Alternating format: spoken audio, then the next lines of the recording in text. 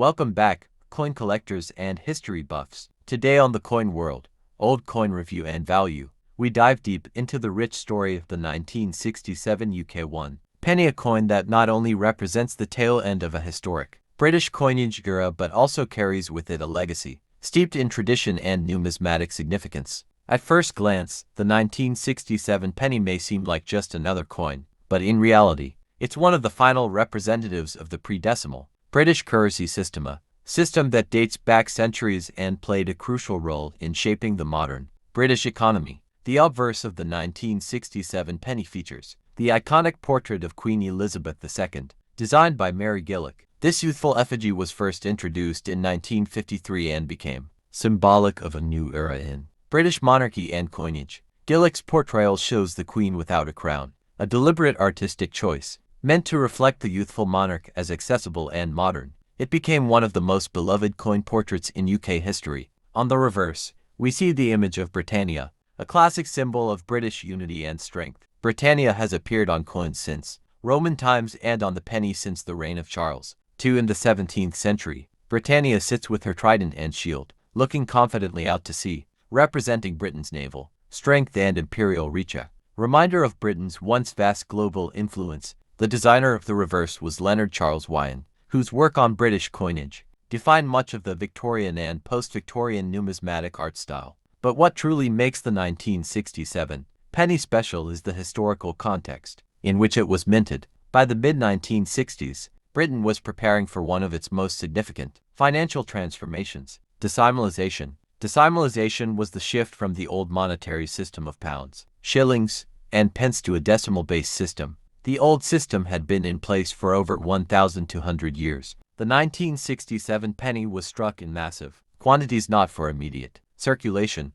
but to prepare for an anticipated coin shortage leading up to decimalization, which would officially begin in 1971. Although it was dated 1967, this penny was produced in huge numbers throughout the late 1960s and into the early 1970s, a common practice to keep coinage supply stable. In fact, no pennies were dated 1968, 1969, or 1970 for general circulation. The 1967 dated coin became the placeholder penny during this transition period. This means that while the 1967 penny is not rare in terms of mintage, over 654 million were struck. It's a crucial piece in the timeline of British currency reform. The 1967 penny was made of bronze, composed of 97% copper, 2.5% zinc, and 0.5% tin, a composition that had been standard since the late 19th century, measuring 30.81 millimeters in diameter and weighing 9.4 grams.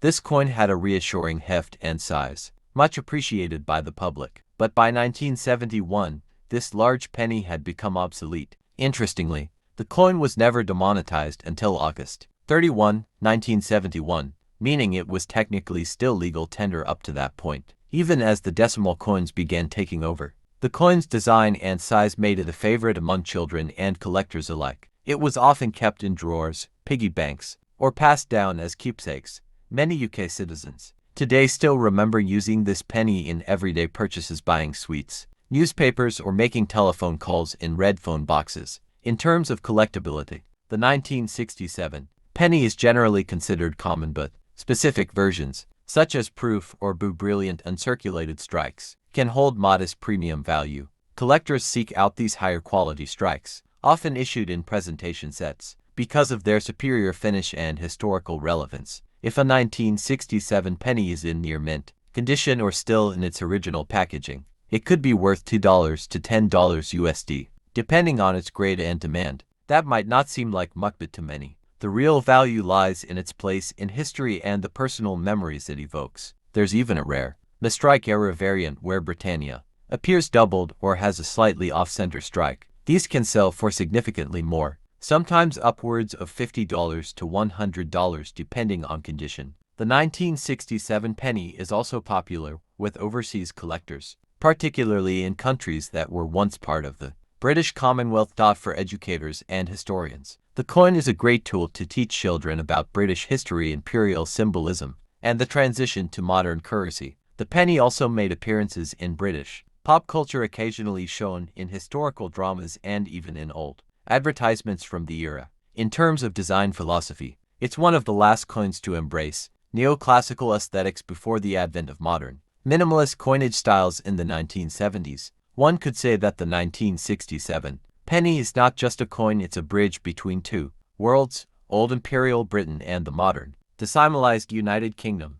Many people today inherit these coins from parents or grandparents, turning them into family heirlooms and starting points for new generations of collectors. While it may not fetch thousands of dollars, it holds immeasurable sentimental value for many who lived through the era. There is also a growing trend in turning these coins into jewelry pendants, cufflinks, and even keychains, giving new life to a historical object. For coin enthusiasts, it's a fun and relatively inexpensive way to own a piece of monetary history without breaking the bank. The legacy of this coin also reflects Britain's cautious yet determined move into the modern financial world. As the last commonly issued penny before decimalization, it stands as a symbol of farewell to an age-old tradition. Over 50 years later, the 1967 penny still sparks conversations, not just about coins, but about culture, monarchy, and national identity. Thank you for watching. To like, share, and subscribe to the Coins World.